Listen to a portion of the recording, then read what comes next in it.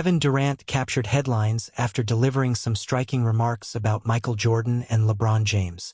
On that very same night, Durant and LeBron went head-to-head on the court, creating the perfect backdrop for a tense and highly anticipated clash. Once the game concluded, LeBron didn't shy away from the moment, addressing Durant in a way that immediately sparked widespread discussion across the internet. From the intense exchanges during gameplay to the reactions pouring in from teammates and fans, this moment between two of basketball's biggest icons quickly became one of the most talked about topics in the NBA.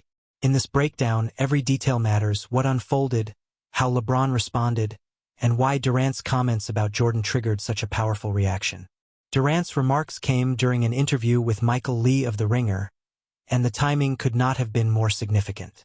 At that point, Durant had accumulated 24 career points, placing him just 68 points shy of surpassing Jordan for fifth place on the NBA's all-time scoring list. In other words, Durant was on the verge of overtaking a player he himself described as the standard and the blueprint of this whole thing.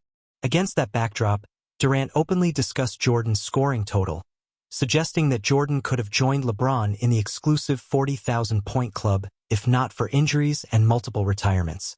He estimated that Jordan effectively missed 4 to 5 years of playing time and calculated that an additional 300 games at 30 points per night, something he insisted was no exaggeration, would have added roughly 9,000 points to Jordan's total.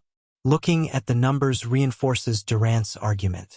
Jordan averaged an incredible 30.1 points per game across his career, finishing with 92 points over 1,072 regular season games.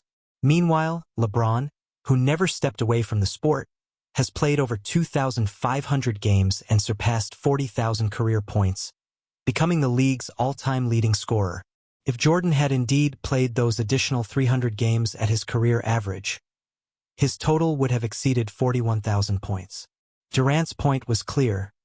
The 40,000-point milestone might not have belonged solely to LeBron under different circumstances. Durant didn't stop there.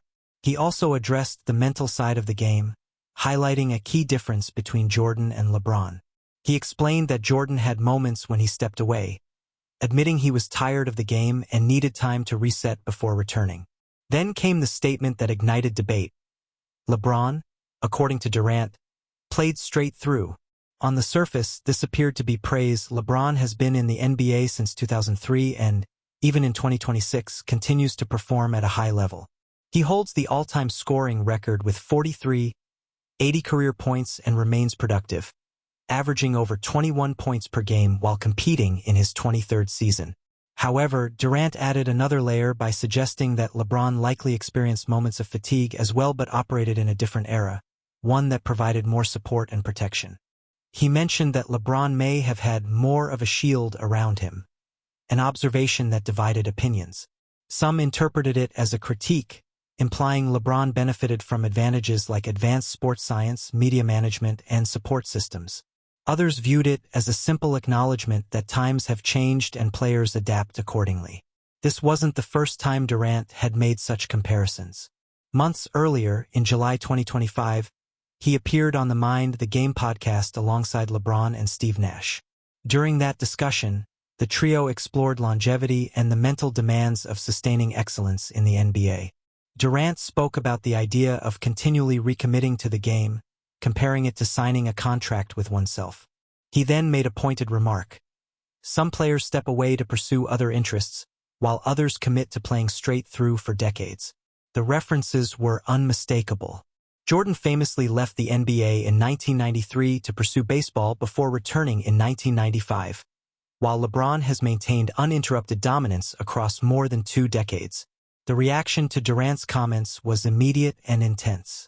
Fans rushed to social media, defending Jordan's decisions and emphasizing the emotional context behind his first retirement, which followed the tragic murder of his father, James Jordan Sr. For many, that period wasn't about stepping away casually. It was about grief. Criticism also turned toward Durant himself, with some fans questioning his career decisions, including his move to the Golden State Warriors and controversies surrounding social media behavior.